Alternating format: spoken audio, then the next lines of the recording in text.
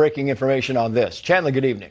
Hey, good evening, Trey. So tonight, DHS announcing continued arrest as part of Operation Metro Surge, targeting what ICE calls some of the worst criminal illegal aliens in the Minneapolis area. ICE has already made dozens and dozens of arrests, including a convicted murderer, convicted gang members who have just been released back onto Minneapolis' streets to terrorize their people. The Trump administration is also cracking down on massive fraud schemes in Minnesota, calling it a, quote, hub of money laundering activity. Congress and multiple federal agencies are now probing what federal prosecutors are calling the largest pandemic fraud scheme in the country. So far, more than 50 people have been convicted, with nearly 80 others charged, and Minnesota Governor Tim Walz is under fire. We've acknowledged that this is serious, needs to stop. It is stopping. People are continuing to go to prison. I think the good news for Minnesotans to know, when that 90-day pause is over and the third-party audits are done, we will have a better picture than we've ever had, which I think is really good. Prosecutors say the amount of fraud involved in these schemes is already over $1 billion in the state. But whistleblowers there say after all of the investigations, that total could rise to more than $8 billion.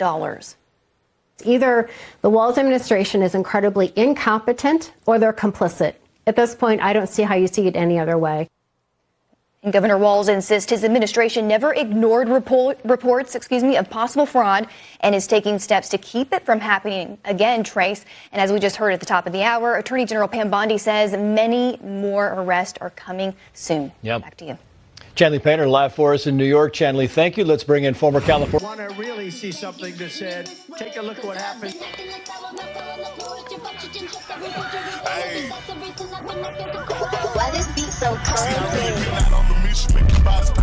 We will make America proud again. And you try to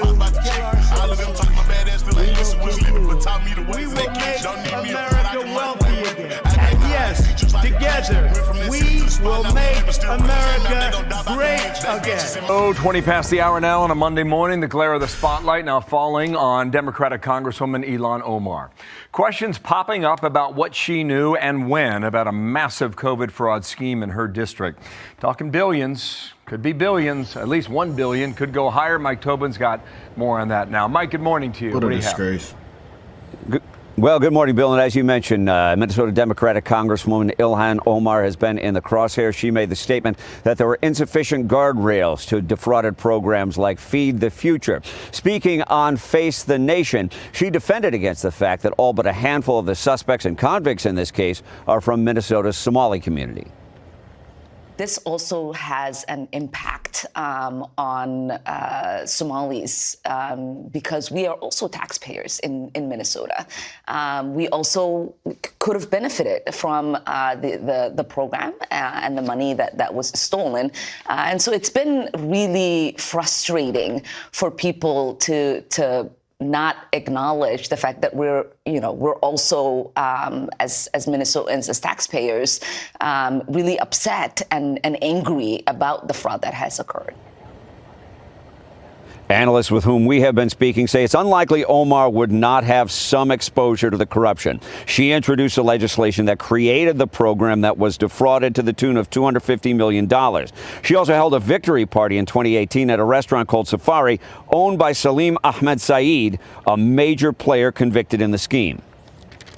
I think all this will be investigated very thoroughly because there's really a national spotlight on Minnesota and all its problems. I mean, this is a scandal that is by far the biggest in state history.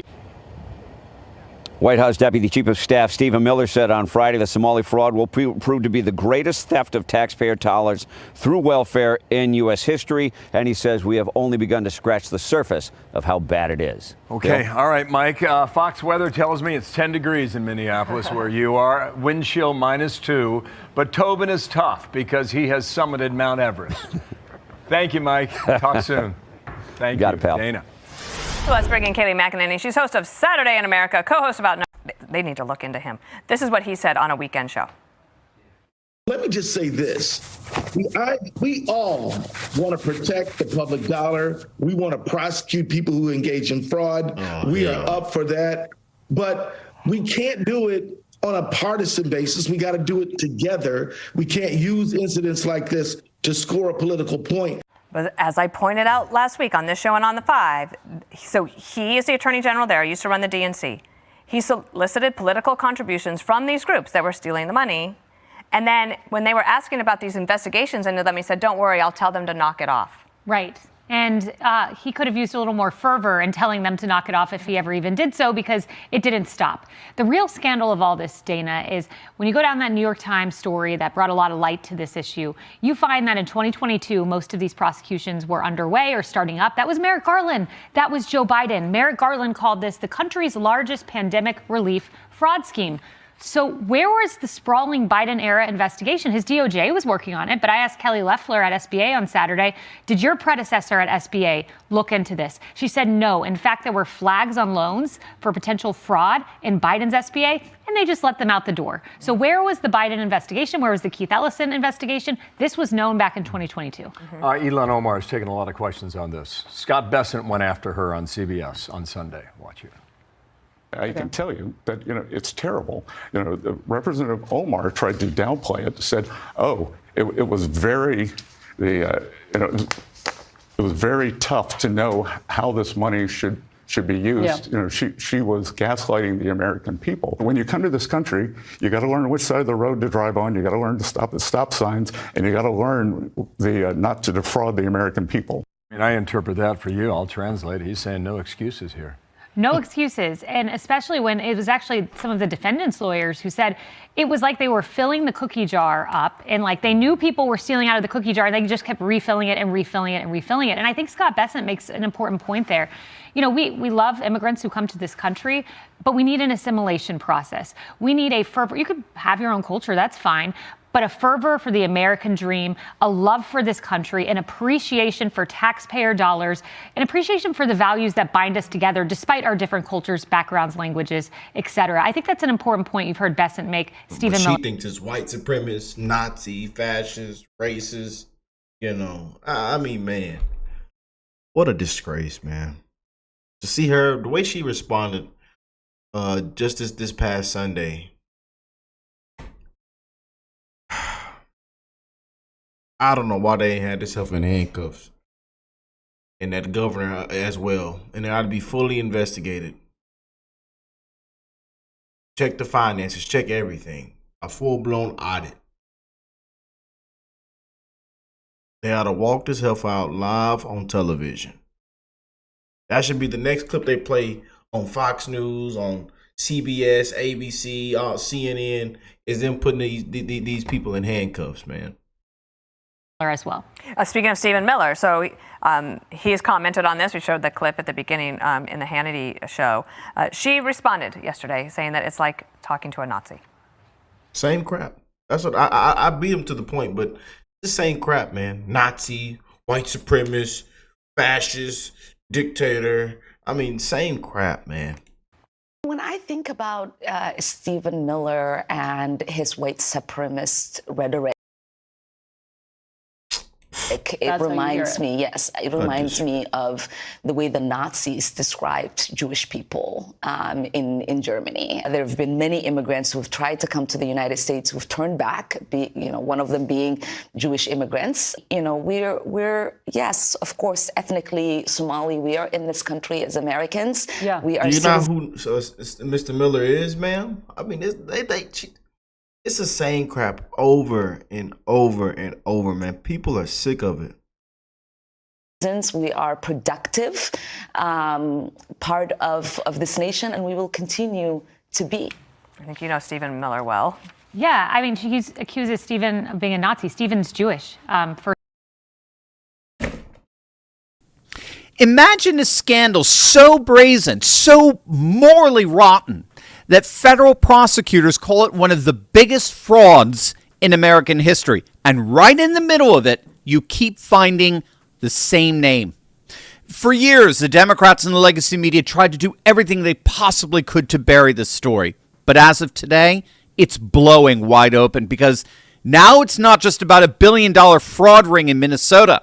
It's about a Somali congresswoman's inner circle getting rich off money meant to feed children. And now a major witness has just stepped forward and affirmed that she did, in fact, marry her own brother to game America's immigration system. Butter the popcorn, sit back, and get ready to watch a political career come crashing down in real time. New concern how you're changing. Ever since she was first elected to Congress back in 2018, Ilhan Omar has built her entire political brand on fomenting resentment through woke identity politics. She's positioned herself as a perpetual victim of Islamophobic smears, all the while denouncing this nation as awash in racism and bigotry. And yet, we shouldn't be too quick to think that this is true ideological fidelity on her part, because as it turns out, that perpetual victimhood actually serves Ilhan quite well. Playing the victim has always been her go-to defense mechanism because it enables her to transform her own alleged misconduct into a narrative of persecution, while simultaneously building a political base energized by grievance politics, all while evidence of actual fraud in her district and questions about her own legal compliance pile up unanswered. But now the facts are finally catching up. Federal prosecutors in Minnesota have charged nearly 80 defendants in what they describe as the largest COVID-era feeding fraud in the nation, centered around a nonprofit front called Feeding Our Future. They say more than $250 million meant for hungry kids was siphoned off into luxury cars, mansions, overseas real estate, and shopping sprees. One of the hubs of that fraud, Safari Restaurant in Minneapolis, where Ilhan Omar held her 2018 congressional victory party. According to the New York Post and Fox News, the co-owner of Safari, Salim Ahmed Saeed, claimed his operation was feeding millions of meals and pulled in over $32 million in taxpayer money. Prosecutors said that cash was blown on a $2 million Minneapolis mansion and a $9,000 a month Nordstrom shopping habit. But the key here is that this wasn't some random business in Ilhan Omar's district. This was a place that Omar celebrated in her rise to power. There's actually a video from June of 2021 of Omar at that very restaurant, Safari, supposedly helping to distribute meals to children. But it goes deeper. A Democrat activist and former Omar campaign official, Guhad Hashi Saeed, admitted in court that he ran a fake food site that claimed to serve 5,000 meals a day to children and pocketed millions. He worked on Omar's 2018 and 2020 campaigns as an enforcer in the Somali community, driving turnout for her. So what we're seeing here is a very real pattern emerging in Minnesota. We have a massive money laundering fraud happening. And again, we're talking hundreds of millions of dollars, if not billions of dollars. There's no way officials did not know about this, and yet they looked the other way precisely because they were the political beneficiaries of the community involved in that fraud. Again, it's very much the pattern we saw when Doge exposed USAID. Right? Democrats designed huge welfare programs. We're talking, again, tens, hundreds of millions of dollars, humanitarian aid, in this case, COVID spending programs. And they distribute that massive money with almost zero accountability, and that affords the opportunity for their political allies to cash in. Remember, it was Ilhan Omar who introduced the Meals Act in 2020. That's the legislation that helped open the floodgates for hundreds of millions of dollars in child nutrition money that Feeding Our Future and its partners later exploited. And of course, some of that cash ended up in the coffers of the politicians. We now know that Ilhan Omar's campaign received $5,400 from two individuals who were later implicated in the fraud investigation. And that's just what we know about. So at least some of this money that she appropriated, this taxpayer money that she appropriated, ended up funneling back into her campaign coffers. Again, just like we saw with USAID. Now, of course, Omar is playing dumb with this. When she's not accusing her investigators of racism and Islamophobia, she's denying any involvement in this whatsoever. But here's the problem. You can't campaign with these people, celebrate with them, hire them, sponsor the legislation that opens the spigot, watch hundreds of millions of dollars pour into your own community, end up financially benefiting from opening up that spigot, and then pretend you know nothing about it. So this is a scandal that has real legs to it. Again, we've already found members of Omar's inner circle implicated in the fraud, and we've seen fraud money ending up in her campaign coffers. I have a feeling this is all just the tip of the iceberg. But that's not the only scandal that's closing in on her. Wait until you see the latest on Omar's immigration status. This is going to absolutely blow you away. But first, who likes chocolate? It's gone, it's gone. So if you dropped. And it features a Somali community insider, Abdi Hakim Osman, going on the record saying Omar herself told friends that the man who became her second husband, Ahmed Elmi, was actually her brother. So according to Osman, Omar said that she had to do what she had to do to get this guy papers so he could stay in the United States and go to school. He describes Elmi showing up in Minneapolis from London, being introduced by Omar and her first husband as her brother. Then suddenly, quietly, becoming her legally registered husband. Now, if you don't know, these allegations that Omar married her brother to commit immigration fraud actually originated from a post on the Somali American Internet Forum back in 2016. Omar married Ahmed Elmi back in 2009. He's a British citizen who attended North Dakota State University and studied fine arts. Very little is publicly known about him, but they ended up divorcing just a little while later. And when she ended up having a child with her new husband, and I'll talk about this in a sec, who was actually her original husband, when she ended up having a child with her new husband, there were apparently Instagram posts from Elmi, her former husband, calling Ilhan Omar's newborn daughter his niece, implying that he was Omar's brother. And it was a weird marriage. If you don't know, again, she was married before that to a guy named Ahmed Hirsi. They separated, they supposedly divorced, and then she marries this guy, Elmi, who, again, we're being told everyone in the Somali community knew was her brother. And then oddly, they divorced shortly thereafter, right after he migrates to the United States. And then she gets back together with her original husband, Ahmed Hirsi. In fact, the Somali leader, Osman, he's saying that Omar and Hirsi never truly broke up. They remained together as husband and wife, even while she was legally married to Elmi, and later remarried, quote unquote, in 2018, right in time for a congressional run. So this is why this allegation just simply won't go away. But the problem is, thus far, there's no definitive proof that Elmi is Omar's husband. In other words, we have a marriage certificate, yes, but that's not definitive proof that he's her brother. There's no birth certificate for him. There's no immigration record. There's no definitive legal document that thus far surfaced proving Elmi is Omar's brother. I'm sure it will at some point, but thus far it is not. So all we have is this circumstantial evidence, like we're seeing with the Somali community leader, but it keeps mounting.